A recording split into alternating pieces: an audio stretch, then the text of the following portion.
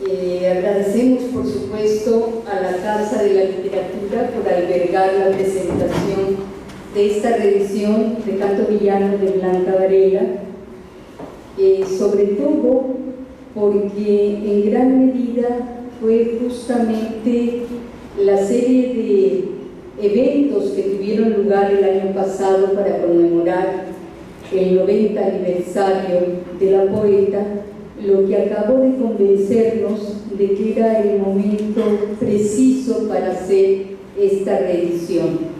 Estaba yo recordando en una entrevista que me hicieron hace algunos días el hecho de la conversación que tuvimos y lo expresado justamente en esta mesa por Evarista Guerrero, esta académica de la Universidad de Salamanca, que tuvo a su cargo la publicación del libro para conmemorar, para homenajear el premio Reina Sofía, y nos hablaba de la dificultad que de pronto había en Europa, o la dificultad a la que ella se enfrentó en ese momento, para encontrar, tener a la mano obra de la poeta y obra crítica sobre esto. Esto nos llevó a dos cosas. Por un lado, a sacar de una manera más inmediata y de la mano de la Casa de la Literatura este ensayo de Mario Montalbetti, que se presentó el año pasado, casi al finalizar en estos mismos espacios. Y ahora esta edición, que también tengo que reconocer que fue gracias también a la iniciativa de nuestro jefe de librerías y del área comercial, en donde nos habló de la inquietud de algunos colegios por incorporar este libro a su plan lector, cosa que, como sabemos, no es frecuente porque se tiende a privilegiar más bien la narrativa. Pero bueno, aquí están los especialistas que van a hablar de la obra de esta revisión. Yo agradezco mucho a Yolanda y a Jorge, el que ahora nos acompañe, y paso el micrófono a Yolanda para que hable de sus impresiones. Gracias.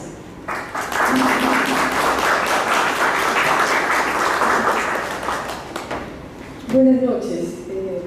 Bueno, en primer lugar quiero agradecer al Fondo Cultura Económica por pedirme que presente esta tercera edición de Canto Villano, poesía reunida en 1949 y 1994. Quiero comenzar señalando una cosa que me parece sumamente importante, ¿no?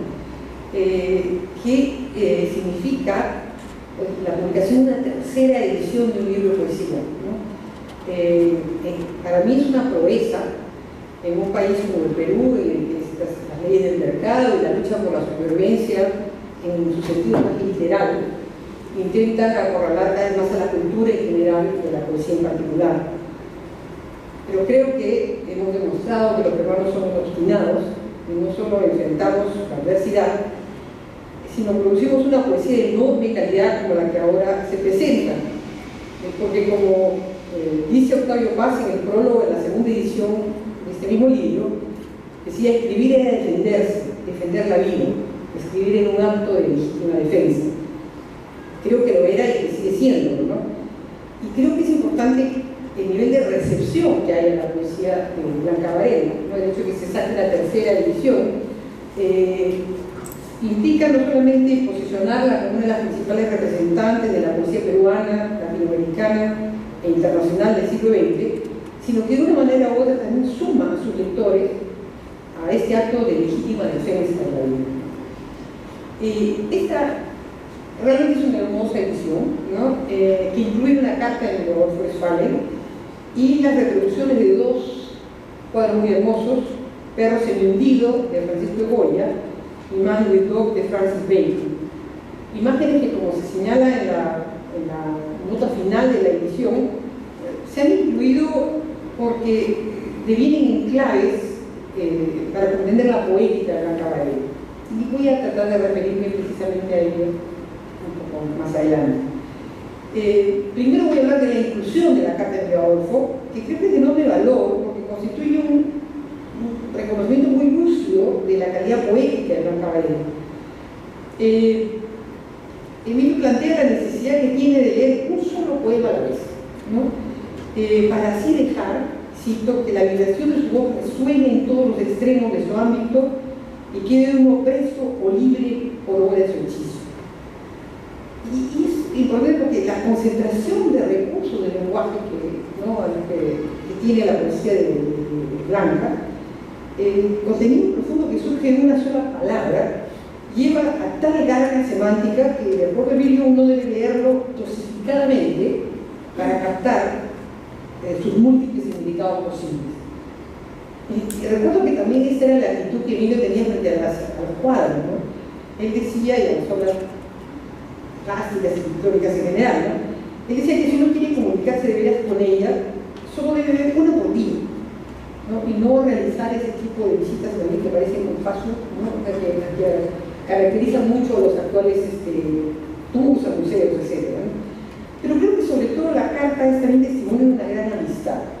La Blanca fue una colaboradora de las empresas artísticas y culturales en las que se embarcó Emilio como Amalia, pero sobre todo una gran amiga que lo acompañó hasta los últimos días de su vida. El volumen de la tercera edición reúne, como ya sabemos, poemarios escritos y publicados a lo largo de 45 años. Ese cuerpo existe, teoría, valses y otras falsas confesiones, canto villano, ejercicios materiales y el libro de Vargas. Mucho se ha planteado, y creo que también puede ser un primer punto de referencia, es la importancia de este título, Canto Villano. Ya nos hemos familiarizado con este título por el hecho de que haya 3 ediciones, ¿no? Y el hecho de que uno de sus poemarios individuales tiene ese nombre. Pero creo que esta elección nos ubica de entrada en el lugar desde que Blanca Varela enuncia su discurso y se construye como poeta.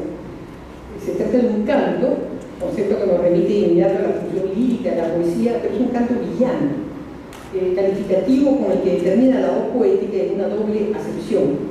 El canto es enunciado por los habitantes de una villa o aldea, gente de pueblo opuesta a las élites y los hidalgos. O también, como nos recuerda Carmen Mollet, citando, ella dice: villano el canto de los estudiantes tendidos de la Edad Media que iban de taberna en taberna celebrando los goces de la carne y los sentidos. Villano François Villon, poeta de los arrabales de París, de las prostitutas y los cubanos. Villanos, pícaros, rebeldes, como la voz del ángel ciego o dormido que recorre el libro, por su autorretrato escarnio y porque en todos los poemas de Varela, igual que en la poesía boliviana, hay también un fondo perverso de reflexión de reserva. Pero también villano en el sentido de una voz indigna, es decir, que no es merecedora de aquello que expresa, que no corresponde a la calidad o mérito de algo o alguien. Y este es el problema clave del lenguaje poético al que ella alude: cómo transmitir a través de la lógica sintáctica ¿no? de la lengua, las funciones, las sensaciones, lo inefable. Se quiere expresar el dolor cotidiano de la existencia, el hambre y la carencia humana, recorriendo las palabras a un lenguaje que, como señalaba en su carta a Westphalen, juega al borde del precipicio, da a veces un salto mortal y a su desplante con insolencia, ironía y incapacidad, pero sobre todo a versos que se construyen como sentencias de una absoluta fuerza y de una energía vital sobrecogedora. Esta gran fuerza expresiva a la que alude se logra a través de una palabra sobria, despojada de todo artificio.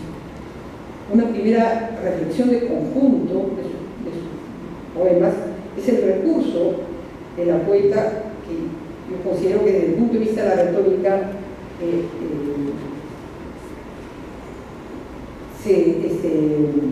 recurre fundamentalmente a la denominada figura de pensamiento, es decir, figuras macroestructurales cuyo significado surge no de un verso en particular, sino fundamentalmente del conjunto del poema.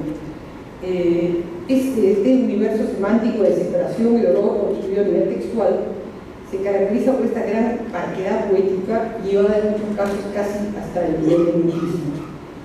Este efecto expresivo no se logra, sin embargo, por la ausencia de figuras retóricas, sino por la gran economía del recurso y más bien el hecho de que en un solo verso o estrofa puedan coexistir varias figuras simultáneamente. Las figuras que yo creo que a las cuales ella recurre fundamentalmente son digamos, las que manipulan el valor de verdad del enunciado, las relaciones lógicas, son la paradoja, la parodia, la ironía, la ilusión, la manipulación del sujeto de enunciación o la interrogación teórica. Precisamente para transmitir el mensaje de la materialidad del ser humano, ella recurre también a esta, le da mucha importancia al valor del cuerpo, ¿no? El descubrimiento del cuerpo. Se trata de un cuerpo que siente y piensa, no es el cuerpo y la razón, no es la sensación y el pensamiento, es un cuerpo el que piensa y el que siente. Y entonces, para enfrentarnos a los ejercicios materiales o al libro de barro, recurre a un doble lenguaje. Por un lado, humaniza la imagen divina, pero la condición humana lo somete a una situación de absoluto desamparo y soledad, y lo vuelve también un sujeto de ficción. Así, en este poema Crucifixión, en el que convierte a Dios mismo en una suerte de ficción, nos plantea de la nada, salen sus brazos, su cabeza, sus manos abiertas, sus palmípedas manos, su barba redonda, negra, sedosa, su rostro de faquir, hecho a medias, un niño, un Dios olvidadizo, lo deja sin corazón, sin hígado, sin piernas para huir, en destacada lo deja así colgado en el aire arrasado de la carnicería, ni una línea para asirse, ni un punto, ni una letra, ni una cagada de bosque en donde reclinar la cabeza. El proceso inverso de esta humanización de Dios es el de la animalización del sujeto del discurso. La incidencia permanente en el carácter natural, material y funcional del ser humano. Y aquí regresamos a las imágenes de los perros, ¿no?, incluidas en las imágenes de la edición.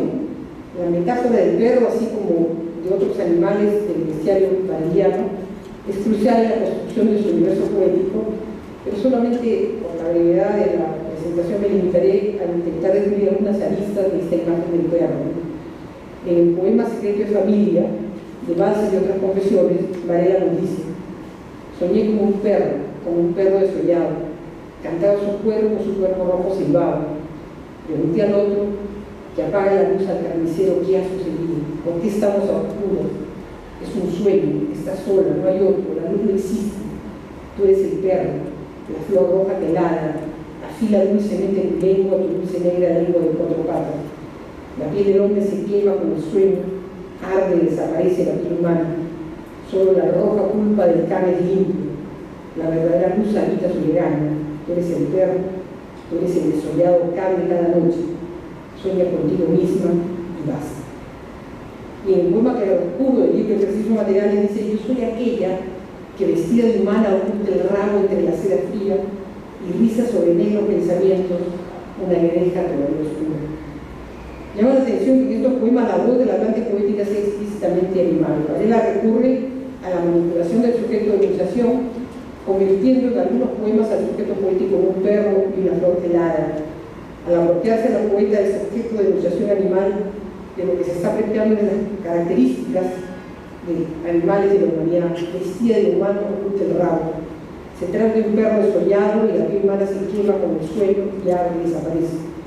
Toda la cubierta humana que nos relaciona con el mundo y construye una diferenciación de la especie y su capacidad de soñar, no puede ocultar el rabo del mundo pasional, la sensación de carencia, el hambre, el dolor que subyace. En los dos últimos poemas, la figura de pensamiento estructurador es la paradoja, figura que se relaciona con la antítesis y el oxímoron. La paradoja es que el perro posee la capacidad del sueño, de hacer poesía, y que en este proceso la piel humana arde y desaparece. La verdadera luz habita en la legaña y la poeta es ese perro desollado en el que se reconoce. La poesía es una lengua afilada compuesta de ladridos. Desde el punto de vista de la producción textual, parece que la voz poética estuviera planteando exclusivamente que posee tanto los rasgos que han sido atribuidos como humanos en la lógica binaria de la cultura occidental, como aquellos que han sido estereotipados como animales. Se trata de un reconocimiento de la naturaleza metafísica engañosa de las eternas oposiciones binarias entre animal y humano en los términos en los que ha sido semantizado en la cultura occidental. Por ello, la voz poética habla con un lenguaje de pasión, pero a través de figuras del pensamiento. Se niega a aceptar que la racionalidad, la universalidad y la verdad se puedan separar de la naturaleza material, pulsional y sensorial de la expresión humana. No se trata de opuestos excluyentes, sino de categorías que se contienen uno en la otra. Presenta los términos de la binariedad y critica la voz que se la quiere imponer y con la que su poesía no es capaz de identificarse. Poeta mayor de las letras peruanas, Blanca Varela nos ha dejado como legado una gran obra de citar. Tarea que vamos a cometer leyéndola y memorizándola una y otra vez, porque siempre descubrimos en sus poesías nuevas interpretaciones y posibilidades. Muchas gracias.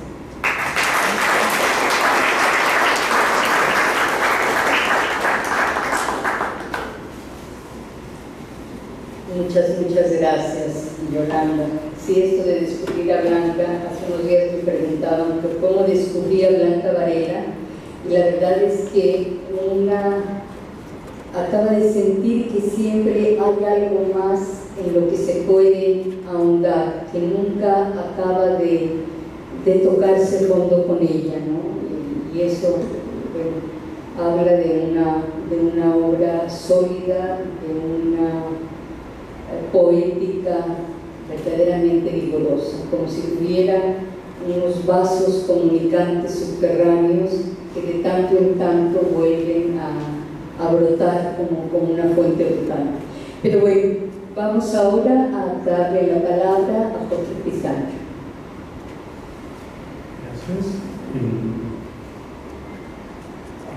Gracias. Gracias al Fondo de Cultura Económica, gracias a la literatura por acogernos aquí. Al presentarnos, decías que aquí están los especialistas. Yo quiero hacer un disclaimer: yo no soy especialista en esto ni en nada.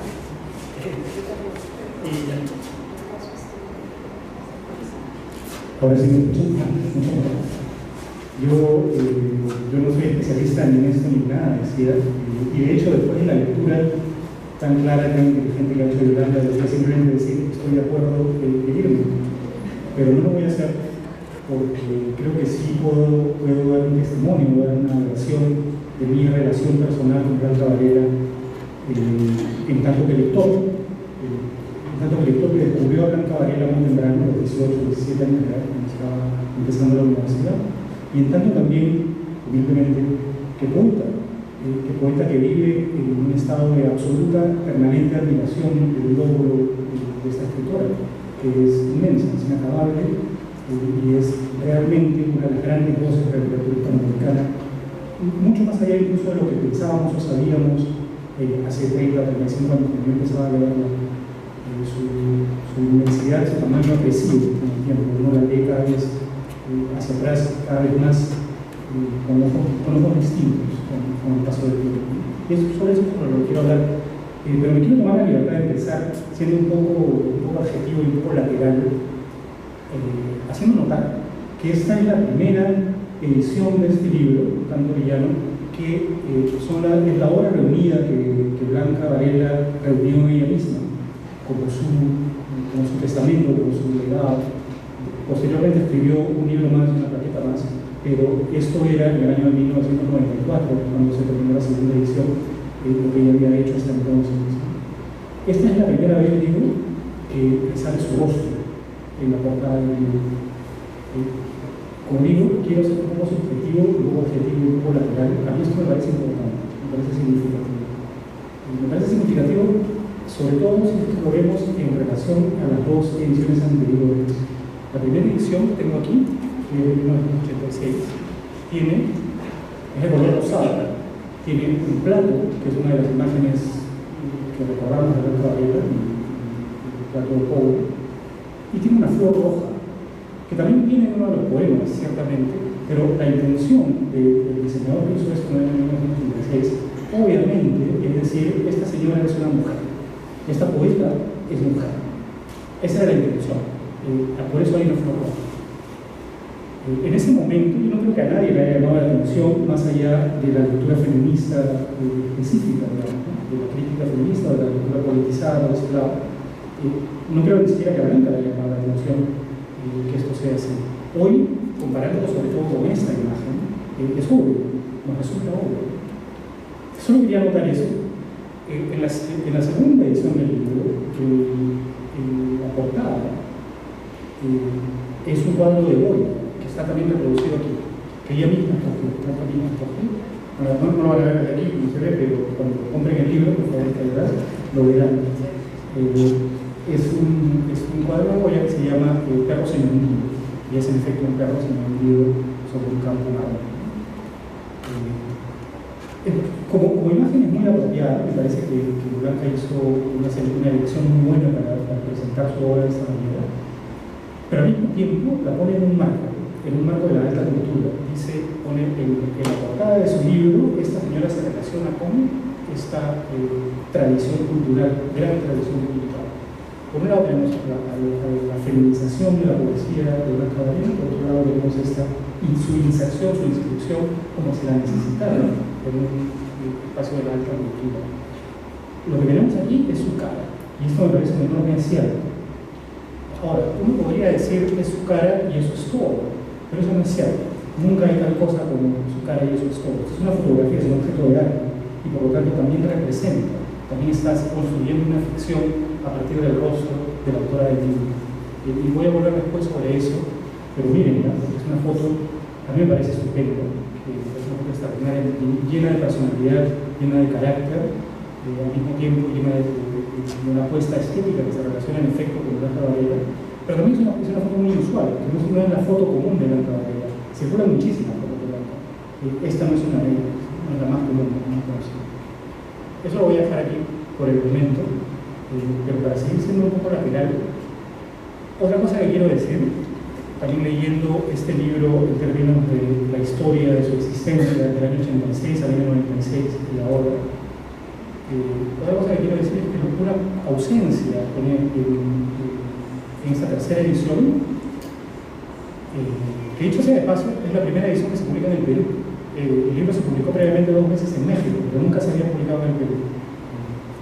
Otro dato más para tener en cuenta cuando pensemos, otro dato más que yo tengo en cuenta cuando pienso en el hecho de que está la cara en la portada, es que también es la primera edición que es peruana, en ese sentido, físicamente peruana. ¿Me perdí? Sí, ausencia. La ausencia notable de este libro es Octavio Paz.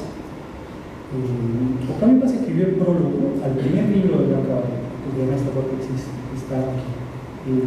Blanca ha hecho mención del prólogo de Octavio Paz porque es el texto canónico de la interpretación de Blanca Varela. Hay muchas lecturas críticas, de hecho cada vez hay más, pero hasta los años 90, voy a decir, no había tantas.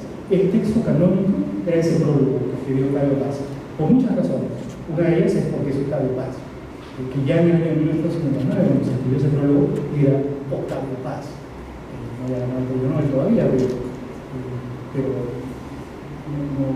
no había un nombre más alto en el gobierno americano en ese momento, casi no lo había. Yo creo que es todo. Cuando yo era estudiante, cuando empecé a leer Blanca Varela en los años 80, principios de los años 80, ese era un dato sobre Blanca Varela, era algo que se sabía. Octavio Paz escribió el prólogo y con ello bastaba para aceptar que Blanca Varela tenía derecho a existir como una obra importante. No se olviden, estamos hablando de los años 80, cuando no había mujeres poetas, no había tantas, estaban empezando, estaba Carmen Oller, estaba el grupo de poetas jóvenes que se constituía, digamos, alrededor de Carmen Oller, pero la tradición no recordaba Magda Portal, no recordaba a casi nadie, casi ninguna poeta. La única presencia era Blanca Varela y parte de su autorización para estar ahí era Octavio Paz. A mí personalmente me sobra esa inscripción de la autorización a través de la voz masculina de esta escritora peruana. De la misma manera como me sobra la feminización de la portada, y no estoy tratando de despreciar al diseñador ni a quienes hicieron este libro, estoy diciendo que estamos en otro momento de la historia, pero en otro momento de nuestra relación con Blanca Varela. Me sobra Octavio Paz, y me parece muy bien bien, me parece un enorme acierto esta tercera edición, que no esté. Está Roberto Paoli, que escribió el prólogo de la primera edición de Canto Villano. Hay un aparato crítico alrededor de los poemas, está muy bien, es informativo, pero no está esa enorme pesada presencia de Octavio Paz. Por otro lado, también quiero decir que la lectura que hacía Octavio Paz de este cuarto existe me parece equivocada. Y quiero decir por qué muy brevemente, porque estaríamos hablando de Octavio Paz y no de Octavio Varela, pero sí me parece importante decir por qué está equivocada. Está equivocada, yo creo, por tres cosas. La primera de ellas es porque esencialmente es una lectura ideológica. Lo que hace Octavio Paz es agarrar a Blanca Varela y decir, ella pertenece a mi tribu, es como yo, una poeta que está, como bien anotó, o bien citó Yolanda, escribiendo a la defensiva. Esto es cierto, en un sentido muy general, pero no es cierto de la misma manera para ambos poetas. No es cierto de la misma manera para Paz que para Blanca Varela. Blanca Varela no es Octavio Paz, por un lado. Por otro lado, dice también, esta es la segunda cosa en la que creo que se equivoca. Octavio Paz dice, básicamente, que Blanca Varela es una poeta surrealista, que escribe a la manera de los surrealistas, que escribe con las convicciones del surrealismo. Y una convicción fundamental, y esto lo dice explícitamente Octavio Paz en su prólogo, una convicción fundamental del surrealismo es en la eficiencia de la palabra como medio de comunicación. Los surrealistas creían, como la mayor parte de la vanguardia, que la palabra podía en efecto comunicar. Blanca Varela nos dice, desde principio a fin, desde el primer poema hasta el último poema de este libro, que eso no es cierto. Lo que dice es, la palabra no fracasa. No puedo decir nada, lo estoy diciendo, aquí lo tienen, pero no es cierto que hablando de esa lectura de Octavio Paz es una lectura interesada, ideológica, una lectura de combate ideológico en su momento, contra los poetas realistas, digamos, poetas politizados. No aplica a Blanca Varela, y leerla de esa manera me parece que es un error. Pero peor que eso todavía, para terminar con Octavio Paz, es que la ley, exactamente la ley en el contexto de este cuarto existe, exactamente como Blanca Varela está pidiendo que no se le lea. Dice, voy a citar el prólogo de Octavio Paz, dice, buscábamos la salida, no hacia afuera, sino hacia adentro, y tampoco hacia adentro había nadie. Voy a leer el primer poema de este cuarto existe, para que me digan si ustedes creen que esto es hacia adentro. Voy a leer solo un par de está mi infancia en esta costa, bajo el cielo tan alto, cielo como ningún, cielo, sombra veloz, nubes de espanto, oscuro torbellino de alas, azules casas en el horizonte. Junto a la gran morada sin ventanas, junto a las vacas ciegas, junto al turbio licor del pájaro carmín, oh, mar de todos los días, mar montaña, boca lluviosa de la costa fría, allí destruyo con brillantes piedras la casa de mis padres. Decir que eso es un viaje interior, cuando está mostrando el paisaje de su juventud, está mostrando la Protosuco, la costa del Perú, está hablando de su relación con sus padres, me parece a mí es una lectura bonita. Pero luego dice Octavio Paz,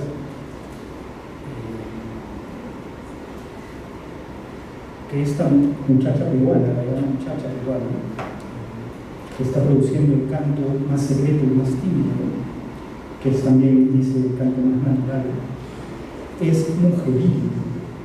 Esa es la palabra que usa Octavio Paz. Dice, su poesía no es femenina, pero es mujeril. Y está haciendo exactamente lo mismo que se hizo con esta edición Cosa Cortada, que llamamos la edición Cosa Cortada. Está convirtiendo una voz que pide no ser leída en esos términos, la está convirtiendo exactamente en eso que pudimos saber. Blanca Varela escribió este cuarto existe usando la voz masculina. El yo textual es un hombre. Digamos, la figura del yo textual es una figura masculina. Y eso es muy importante para ese libro. Es algo que ella no volvió a hacer después. Pero en ese momento, cuando escribió sus poemas entre los 20 y los 30 años, sí lo hizo. Lo hizo a breve, es un efecto que es absolutamente inmediato en la lectura, no se da cuenta enseguida de eso que está haciendo, a pesar de que no le ponen una luz de neón y nos damos cuenta que está ahí. lo que me parece que Octavio Paz sintió inmediatamente al leer este texto, esta serie de textos, fue la necesidad de contener el gesto, fue la necesidad de ponerle un marco, de decir, ya, pero sí es una mujer. Dicho sea de paso, en el texto de Octavio Paz aparece Fernando de Sisto, aparece César Vallejo, aparece Paul Eluard, aparece Vicente Alexandre, aparece Lorca, y recién entonces aparece Blanca Varela en la lógica del argumento que propone. Entonces, para terminar con Octavio Paz, eso es lo que estaba haciendo, tomando esta serie de poemas que habían sido propuestos con una figuración de una voz masculina, reconvirtiéndonos en una voz femenina. ¿Por qué creo que esto está equivocado? Y por qué es importante notarlo. Me he extendido demasiado en Octavio Paz, que no viene al caso, si quieres está en este libro, pero me parece que es importante, porque ese gesto, en ese momento muy radical de Blanca Varela, es sobre todo esencialmente un gesto de desestabilización. Lo que hace es proponer la voz del texto como una ficción, es decir, esta voz no la tomes como una expresión de mis emociones, porque no soy yo quien está hablando. El yo lírico tradicional a la que nos hemos acostumbrado con la vena romántica es inmediatamente problematizado en ese gesto. Al mismo tiempo está pidiéndonos que tenemos distancia, no solo que lo problematicemos, sino que nos separemos de él, que lo asumamos como uno asume un personaje ficticio, que nos relacionemos con él de esa manera. Y al mismo tiempo, en un solo movimiento está proponiendo el tema político, está diciendo, escribo como hombre, porque si escribiera como mujer, no me tomarías en serio, porque si escribiera como mujer no podría decir estas cosas que voy a decir. En los años 40, cuando Blanca Varela, escribió estos textos, ese gesto era, no sé si necesario, pero sí era importante, tenía un valor que Octavio Paz leyó muy mal y que nosotros ahora, tanto tiempo después, podemos ver mucho mejor.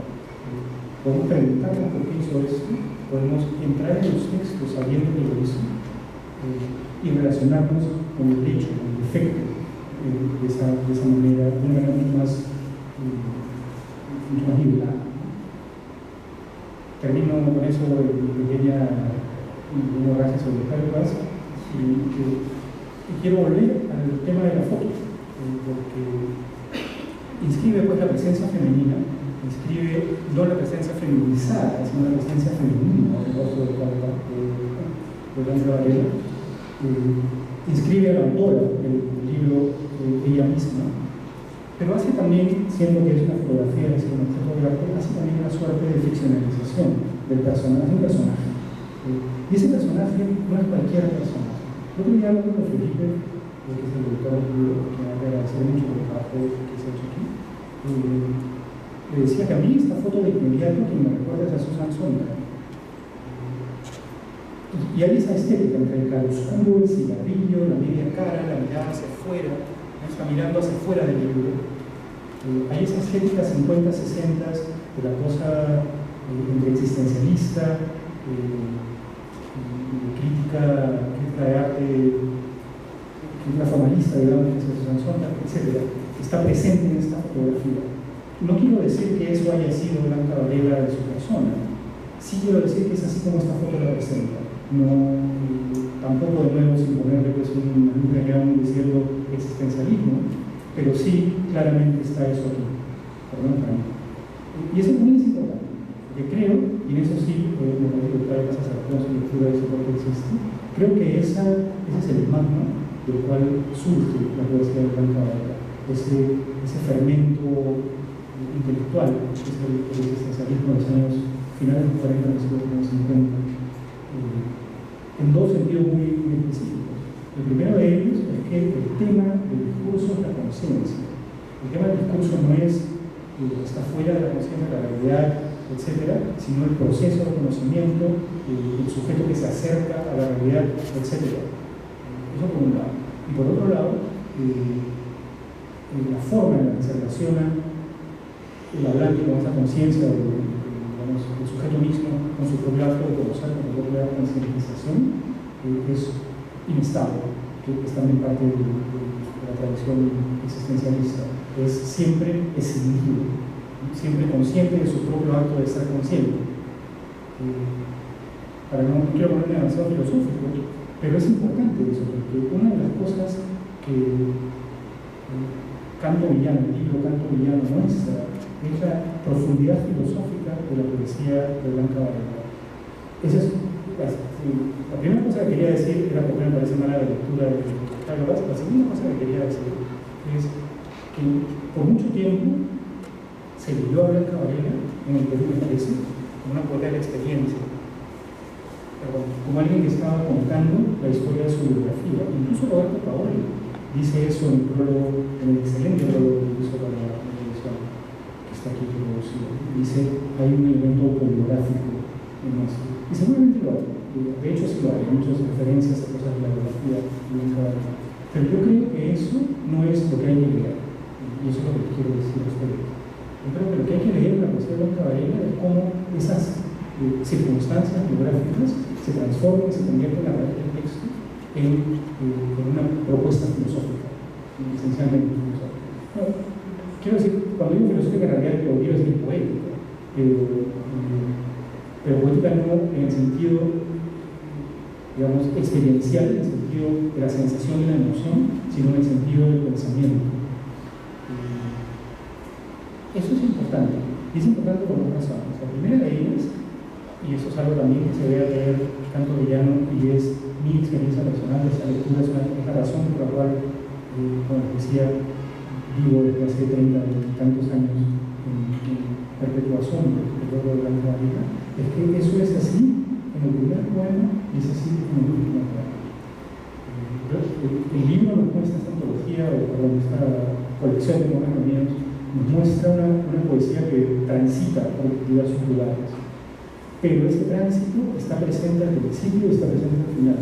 A los 20 años de edad, o 23 años de edad, cuando empezó a escribir el poema que está en este libro, Blanca Varela ya sabía, ya sentía, ya pensaba y ya podía producir, escribir su obra como tal. Ya está presente en el primer poema que está leído. Eso no quiere decir que los poemas sean iguales, no lo son. De hecho, hay dos direcciones muy diferentes, una hacia la expansión y la otra hacia la condensación.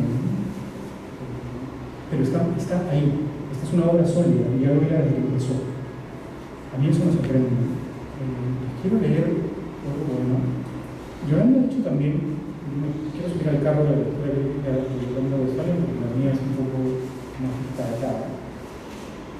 Yolanda ha dicho también que hay una simultaneidad del acto técnico, ¿no? de la escritura. Yo había, en mis notas tengo exactamente lo mismo. Blanca Varela hace varias cosas a la vez todo el tiempo. En su prólogo, Paoli hace una distinción entre los poetas hipoverbales y los poetas hiperverbales. Me parece que es una buena distinción en general. Me parece que en el caso de Blanca Varela, Paoli lo dice como que da excusas, dice, porque empieza diciendo es una poesía, la suya es una poesía de la condensación, de la poesía escueta, etc. Y luego se da cuenta que no siempre lo es, y dice, no siempre, también hay esto otro. Pero en el caso de Blanca Varela es siempre hipoverbal y siempre hiperverbal. Y les voy a leer un poema que creo que muestra eso con claridad. Es un poema muy expansivo, pero al mismo tiempo las frases son muy precisas. Están construidas como estarán después las palabras que son más breves.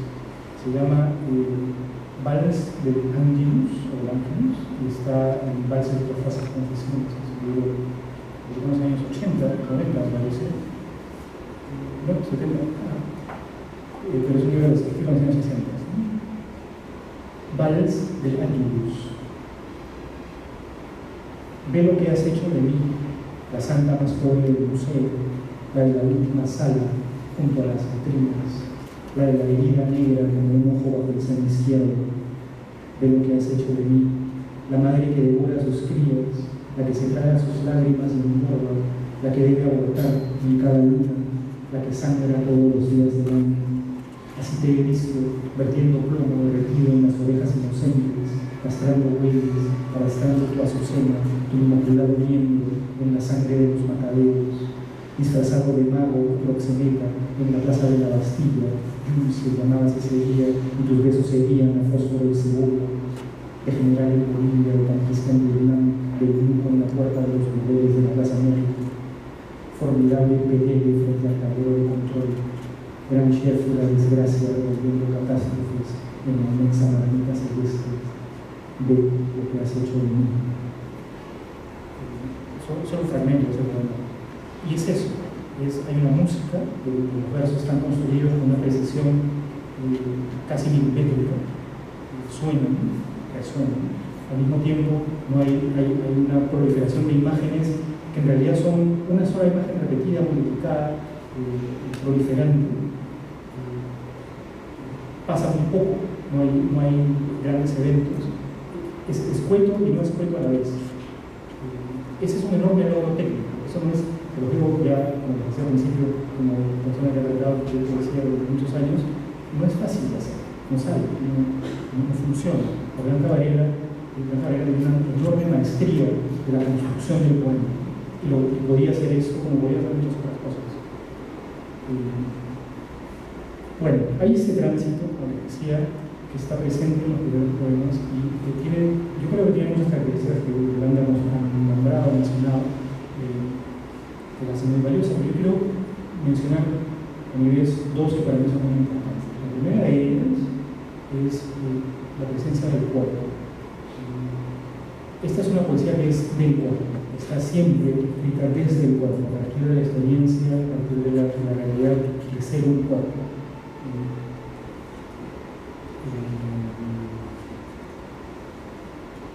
Un cuerpo en todos los sentidos, un cuerpo que siempre que tiene toda clase de experiencias y toda clase de posibilidades y toda clase de imposibilidades. Y por otro lado, a partir de esta experiencia del cuerpo, está la pulsión o el impulso hacia una metafísica, hacia la cosa que podría parecer contradictoria, una metafísica del cuerpo, una metafísica de aquello que es específicamente físico. Pero en el sentido de metafísica, quiero decir, en el sentido de trascendencia, no en el sentido de trascendencia religiosa, sino en el sentido de la constitución, el intento de constitución de algo que sea esa conciencia, ese sujeto tentado permanentemente en los poemas. Esa contradicción, esa dinámica, esa dialéctica, yo creo que en realidad forma la mayoría de los poemas de Blanca Varela. Les decía que en este libro hay un tránsito, pero es un tránsito que está presente desde el principio, porque finalmente termina el libro, cuando ya lo que Blanca presentó como lo que era su obra hasta ese momento, termina con este conjunto sorprendente de poemas muy breves, casi todos muy breves, escrito entre 1993 y 1994, escrito rápidamente, se titula El libro de Lara, que siendo un ejercicio de limpieza de imágenes, un ejercicio de concreción y compresión poética, creo que recapitula todo lo que se había hecho antes. Me parece un punto final perfecto, que cierra muy bien esta experiencia de la poesía de Blanca Varela. El libro de Barro empieza su primer poema con una especificación del sujeto, ¿no? Empieza hablando en primera persona, hundo la mano en la arena, encuentro la vértebra perdida, la extravío al instante, sombra de marfil, desangrada, mi padre sonríe, de este lado del mar, la espuma es oscura, huele a fiera, me dice la pequeña amiga, el mar huele a vida y a Marte, corresponde, supongamos que es así. Ese es un fragmento de ese poema, como capítulo, el primer poema del libro de Barro. Y entonces reinscribe a este sujeto en el acto sintáctico mismo de nombrar, de avanzar en primera persona. Pero ese sujeto desaparece enseguida, los siguientes poemas ya no hablan de esa manera, sino que hablan de ideas casi. Seguridad de lo cambiante, columnas de polvo sostienen el cielo de la tarde, desaparecen como un pensamiento demasiado intenso para hablar, eternidad circular, evasiva, y así. Camino a las islas, los pájaros no cantan, la historia de la historia es el mar, ola sobre ola, plegándose. Digo isla y pienso en mar, digo mar y pienso en isla, son lo mismo, se suceden en vacío continuo y plenitud sin nombre. Este poema, dicho sea de paso, me parece recapitula, como decía, con bastante precisión, en 4 palabras. Digo isla y 5 palabras, 6 palabras. Digo isla y pienso en mar. Recapitula la relación de Blanca Varela con el acto de escribir, con el acto de la poesía, como vínculo con la realidad. Digo algo y en lo que estoy pensando es en otra cosa. Digo algo y en lo que estoy pensando es en su propuesta, isla y mar. Al mismo tiempo que estas dos imágenes que son muy presentes desde el principio, la imagen marítima, el mar, la isla. Digo y pienso, dos cosas enunciadas como opuestas. Y la pregunta que el poema hace es, ¿son lo mismo? Decir y pensar. ¿Son lo mismo lo que digo y lo que pienso? Dicho sea de paso, en ese punto, el sujeto ha vuelto a ser reescrito. El sujeto que al principio aparecía, luego desaparece y que reaparece. En el momento en que hace esta pregunta, es la pregunta fundamental de la poesía de Blanca Varela. Si decir y pensar lo mismo. A eso me refería con profundidad filosófica. Eso es lo que está haciendo esta poesía permanentemente. Lo está haciendo muy bien. Preguntarse si decir y pensar es lo mismo. Preguntarse si al decir A está diciendo no A, etc. Y les voy a leer este poema para terminar, que me parece lo dice de manera precisa y perfecta. Este sí lo voy a leer en todo.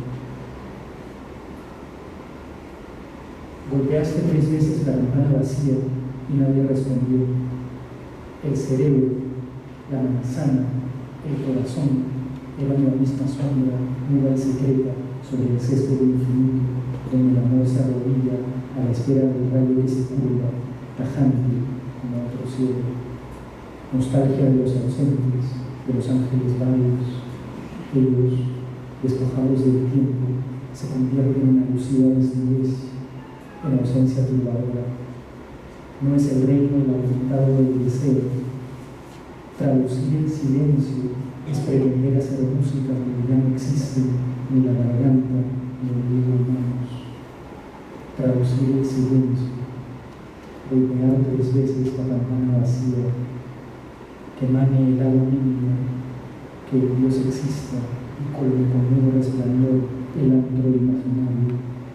Corbis, corazón, caverna húmeda, oscuridad azul.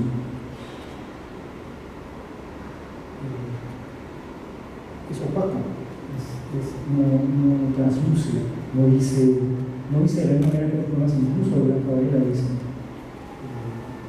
No hace inmediato, más inmediata la referencia, no nos deja saber de qué está hablando, pero al mismo tiempo representa perfectamente la situación del poeta, la situación de este poeta que ha sido construido, de este poeta que ha sido construido a lo largo de este proceso de escritura. Esta situación en la que insiste en golpear la campana que está vacía, que no suena, insiste en traducir el silencio, en traducirlo a música que es un intento, música que no suena, pero que se insiste, que finalmente se escribe. Eso es lo que les quería decir. Para mí, este libro, y no digo este libro en el sentido de esta obra, la obra de Blanca Varela, que está muy bien representada en esta obra reunida en el incluso, aunque hay un par de cosas posteriores que también son muy valiosas, muy bien desenvolvidas. Pero bueno, esta obra para mí es, y no exagero, es la poesía moderna. No hay, en la segunda mitad del siglo XX, no hay otra poesía moderna que esta. Todo lo demás está alrededor. Todo lo demás es tributario de esto que está en el centro de la poesía moderna. Y me alegro además de poder decir esto sin decir poesía femenina, sin decir poesía escrita por una mujer, Lo digo, para volver al tema con el que empecé, lo digo porque así se le veía cuando era chico, en los años 80. Blanca Varela era, usar una palabra que nadie usa, poetisa, ¿no? Era la poeta femenina, la mujer. Nada de eso es necesario ante este libro. Y no porque, no me malentiendan, no porque esa identidad no esté presente en la escritura, por supuesto que lo está. Por supuesto que escribe sabiendo, siendo eso que denominamos de esa manera. Lo que quiero decir es que no es que no importe, sino que no es su condición, la condición de su poesía, que no es lo que hay que leer en ella. Y eso a mí me parece que solo eso bastaría para justificar la tercera edición de Canto Villano. Ahora, 10 años después del anterior, 2 años después del anterior, y tantos años después de la primera, el hecho que la podemos leer así ahora. Y eso, muchas gracias.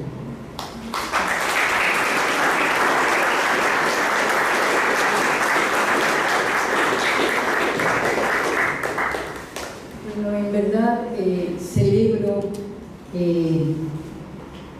se logre apreciar la intención de este libro. Tomar decisiones como si dejar o no dejar el texto de Octavio Paz, imaginarán que pues no fue un gesto gratuito, que tuvo sentido.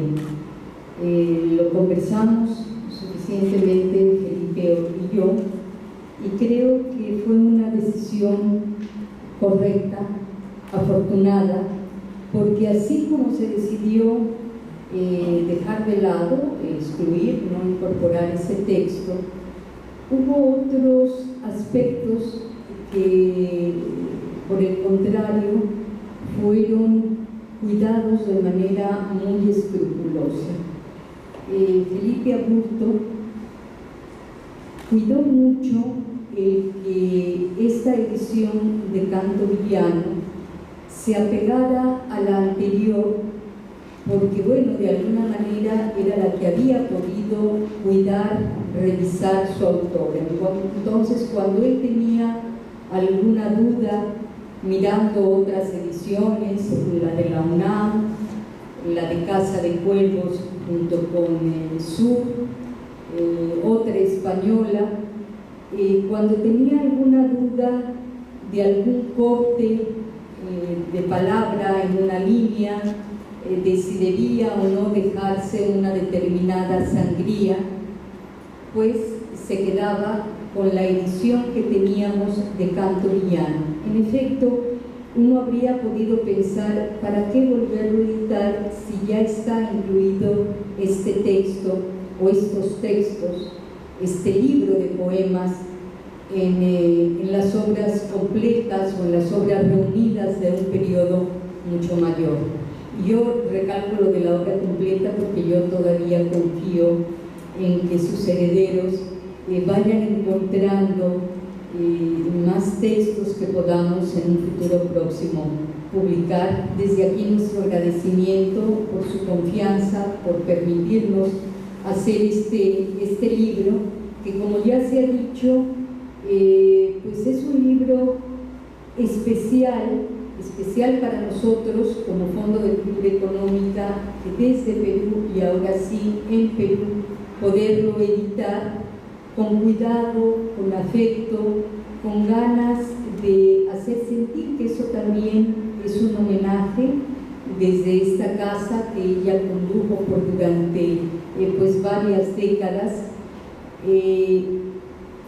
El asunto de incorporar también esta carta de Westphalen, nuestro reconocimiento a la Casa de la Literatura, que le permitió a Felipe venir a revisar materiales, el hecho de algo que pudiera tal vez resultar un poco arriesgado al meter al final esta obra, esta pintura de Bacon, a partir de una entrevista en donde ella declara que dudó en su momento entre dos obras, entre la obra de Goya, que fue la que finalmente eligió, pero también en una de Bacon, que no podemos tener la certeza absoluta de si es esta o no, pero bueno, es una forma de redescubrirla, de dialogar contemporáneamente con su obra y de, repito, hacer este homenaje en esto que es un libro cuidado, acotado y pues realizado con un rigor, pero también con una sensibilidad que denota la obra de Blanca. Se ha hablado aquí, creo que muy acertadamente, de esta dimensión filosófica, y yo me atrevería a decir también de esta ritualidad no religiosa que de algún modo se percibe en su ser y se percibe en su poesía. Quisiera saber si tienen algo más que preguntar, comentar, ahondar o agregar sobre lo que aquí ya se ha dicho y sobre la obra misma.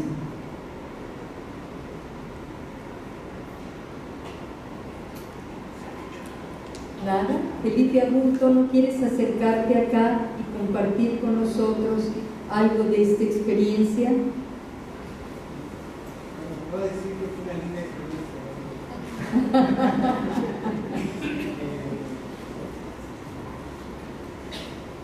¿Te acercamos el micrófono o te acercas y mejor te sientas acá? Blanca es una poeta muy difícil.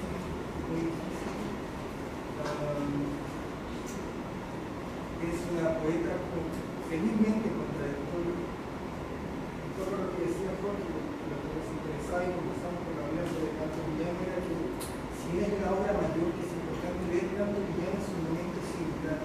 Singular no quiere decir el momento suficiente para entender una obra, sino que es un momento de intensificación de lo que puede ser una obra. Luego de Canto Villano podían venir muchos libros, o sea, luego de la poesía de la vida podían venir muchos libros, pero aquí se destila, esa es la expresión. Hay algo que está absolutamente destilado en blanco y que creo que es suficiente para perderse su poesía. Y yo, como editor, me pareció fantástico, también con una pista que nos dio Milagros, ver la producción de Blanca. Es una producción arbustiva, parecen textos breves, pero da la sensación de que había mucho alrededor que algo se fue volando de a poco. Y eso nos dimos cuenta sencillamente a raíz de la caja que ocupamos, la caja tipográfica del libro. Entonces es una sala donde descubrimos algo así como el proceso de producción de Blanca, o donde incluimos el proceso de producción de Blanca. Había estrofas muy bien clasificadas, muy claras en su clasificación, pero que si uno las veía a distancia sobre el plano de la hoja, parecían cosas. Hay un aliento narrativo también en Blanca que creo que no se comentó, que es tan importante, pero yo al menos me llamó mucho la atención. En Blanca hay un espíritu narrativo, creo que tiene que ver con esta intención del texto. El texto siempre queríamos dar mucho más allá de su posibilidad de clasificarlo. Y eso a mí me llamó profundamente la atención, porque podemos ver la producción, tal los poemas, los versos, los títulos, o sea, todo el aparato de significación, pero está la huella de un proceso creativo. Y eso a mí lo personal, Gabriela, ya que me lo preguntan, lo que me hace decir que fue una experiencia linda trabajar.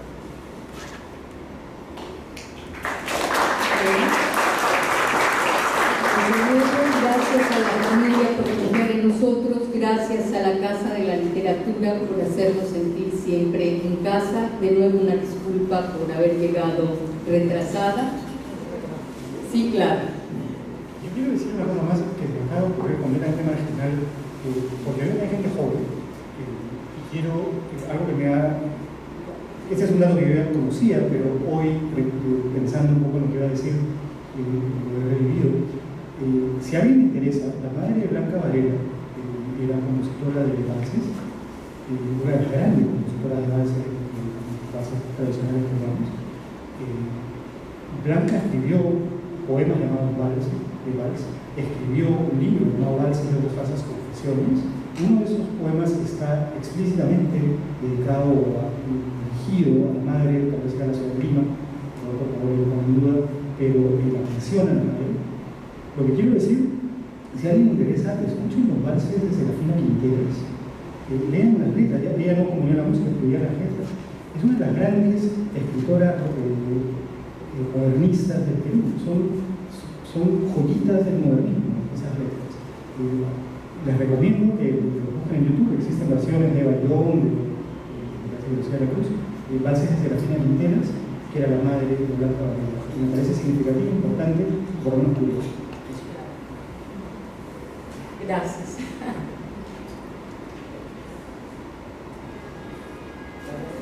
¿Quieres decir algo más? ¿Agregar algo? Bueno, pues entonces ahora sí, muchas gracias.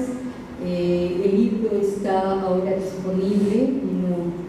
Carlos Ábalos, nuestro jefe de librerías, con un precio especial de lanzamiento. Si no, bueno, pueden encontrarlo también en algún otro momento en las librerías de Fondo de Cultura Económica, y seguramente está también en algunas otras. Las nuestras están en Miraflores. Muchas gracias.